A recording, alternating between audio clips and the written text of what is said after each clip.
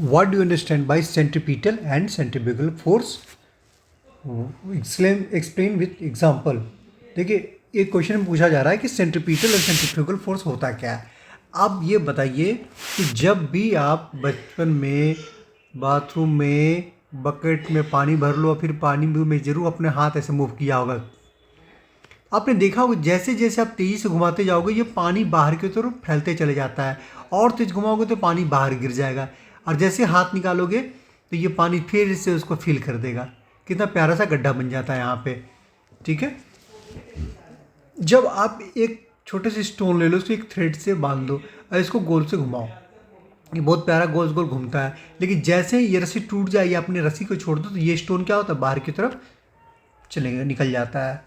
एक आपने और देखा होगा कि जब कर्व रास्ते पे बाइकर्स जब बहुत तेज़ी से गाड़ी चला के क्रॉस करने की कोशिश करते हैं तो वो क्या करते हैं, उनकी बाइक फेंक जाती है, रोड से बाहर की तरफ निकल जाती है।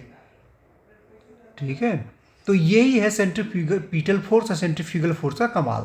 अब सबसे पहले हम समझते हैं, पहले हम याद रखने का तरीका देखते हैं।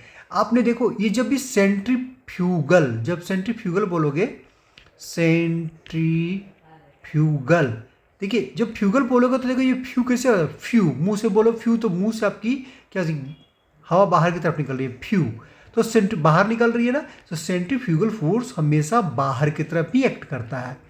कहाँ एक्ट करेगा, बाहर की तरफ एक्ट करेगा सेंट्रीफ्यूगल। ठीक है, बाहर की तरफ देख रहे हैं, सब बाहर की तरफ बाहर जा रहा है।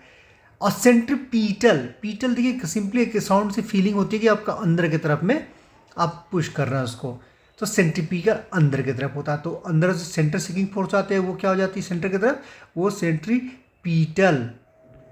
कितना साउंड है, कितना आसान है याद रखना।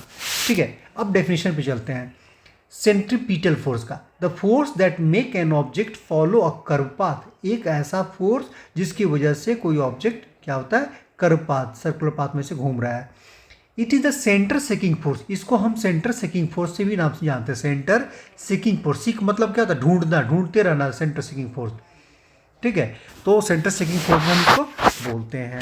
And it continuously experience change in direction and velocity and acceleration, मतलब उसकी कंटिन्यूस डायरेक्शन चेंज करती रहेगी, उसकी वेलोसिटी चेंज करती रहेगी, और उसका एक्सीलरेशन भी चेंज करेगी, उसकी स्पीड भी चेंज करती रहेगी, क्योंकि डायरेक्शन चेंज कर रहा है।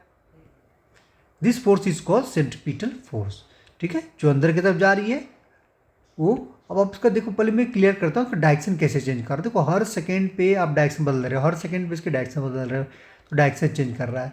ठीक है, और जब डायरेक्शन चेंज कर रहा है तो वेलोसिटी वेक्टर क्वांटिटी है तो वो भी चेंज कर रहा है, और एक्सीलरेशन वेक्टर क्वांटिटी है तो ये भी चेंज कर रहा है। तो इस हर सेकंड सेंट्रीपिटल फोर्स का चेंज कर रहा है। This force is called centripetal force. Conversely, ठीक, इसका उलट, the force away from the centre is called centrifugal force. तो अब क्या है कि जो अंदर की तरफ गया वो सेंट्रीपिटल, और जो बाहर की तरफ जा रहा है वो सेंट्रीफ्यूगल फोर्स हो जाता है।